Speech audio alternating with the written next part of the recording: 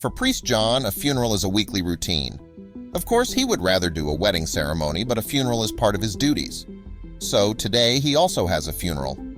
A young woman died in a traffic accident. Today is her service, and the church is packed. As John is busy blessing the young woman in the open casket, he notices something striking on her body. Priest John completely froze up when he saw it. When he looked over his shoulder, he could see the shocked faces of Macy's parents.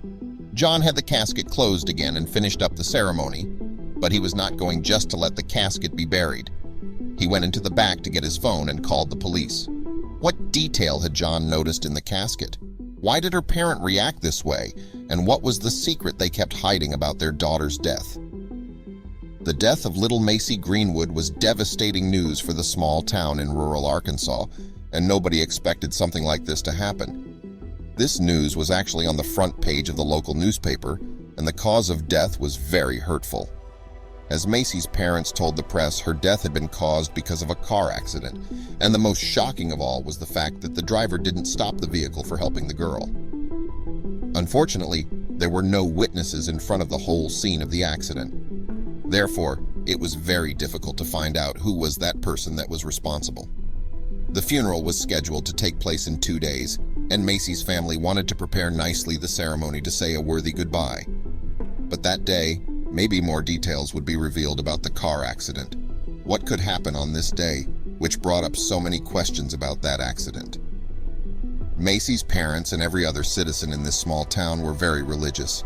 Therefore, the funeral ceremony would take place in the local church, the town's pride. On the day of the funeral, the church was full of people. Poor Macy was at the foot of the altar in a closed casket as her parents had requested, but later on something unexpected would happen. Priest John was the one who led the ceremony. The priest was asked to bless the young girl before everybody could walk by the casket, but he could not do this when the lid closed. So he decided to open the casket. After a while, something very unexpected happened. The priest decided to open up the casket, and the parents had been shocked. Actually, this was something that parents has already asked to not happen, but now it was too late for the parents to stop him.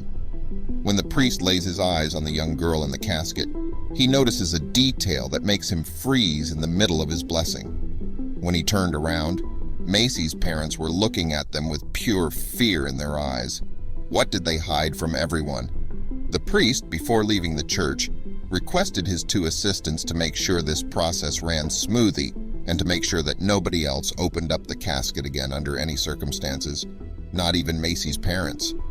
But why Macy's parents had looked at him with that look in their eyes? Meanwhile, John went into the back room of the church to get his phone. He knew he needed to alert the police in order to investigate what happened there while the priest was being connected to the right police department.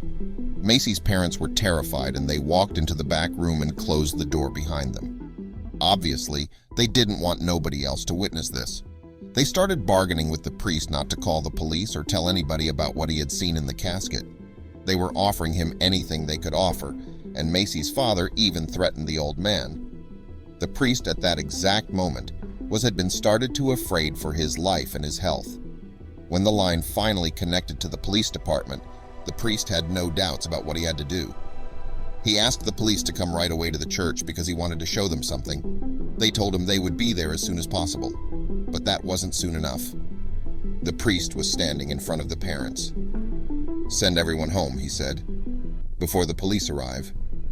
But the parents tried one last time to persuade the priest to call off the police. It almost looked like they were afraid for their own lives as well. Then, suddenly Macy's parents locked the door. The priest's face turned pale.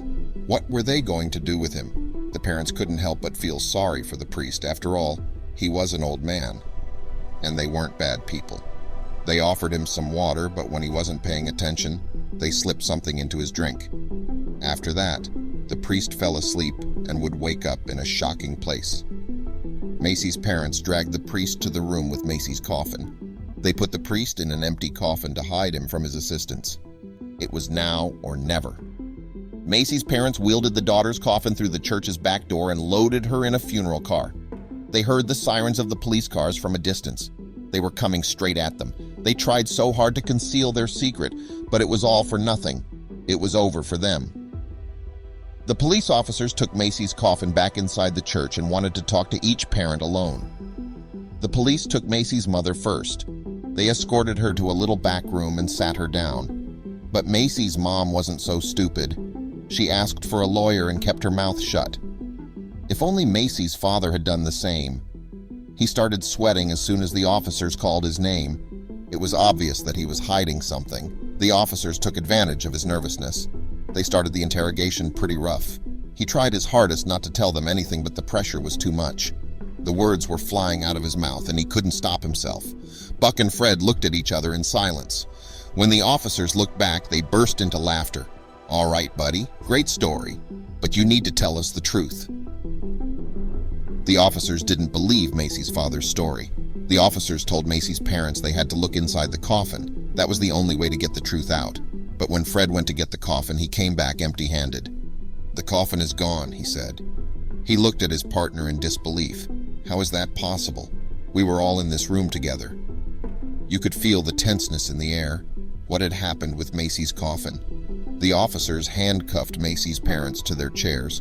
They walked out the door, wanting to investigate. But the church is massive.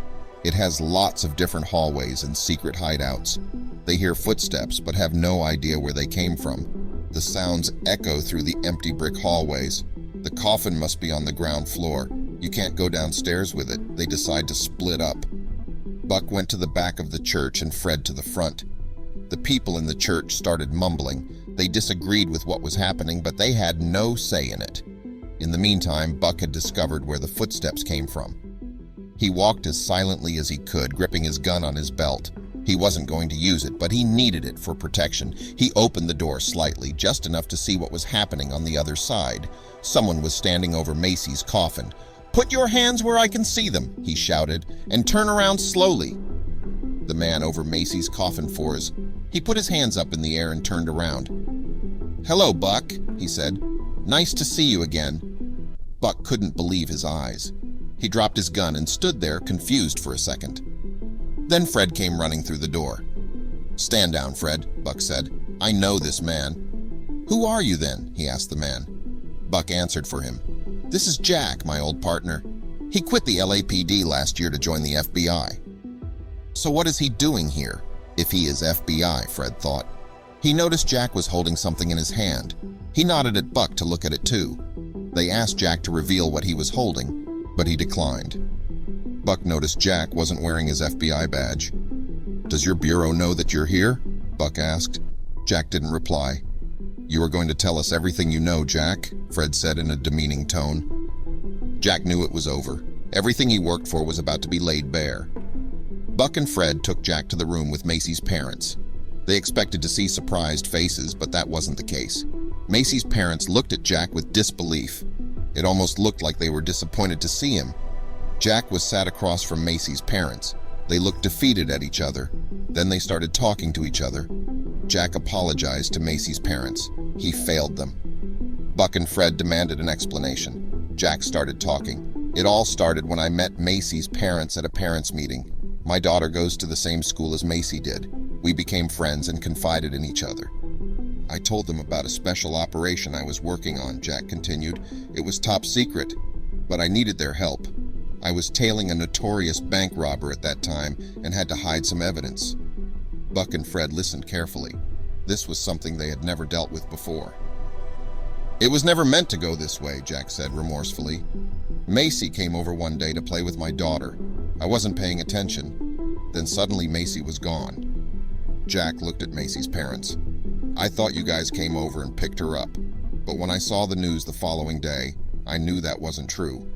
I searched your house to find the evidence I gave you to hide, but when I couldn't find it, I knew you guys took it with you." Jack opened his hand and revealed a disc. FBI was drawn on the top with big letters. Macy's parents had hidden the evidence in Macy's coffin. They thought no one would ever be able to find it then, but they were wrong.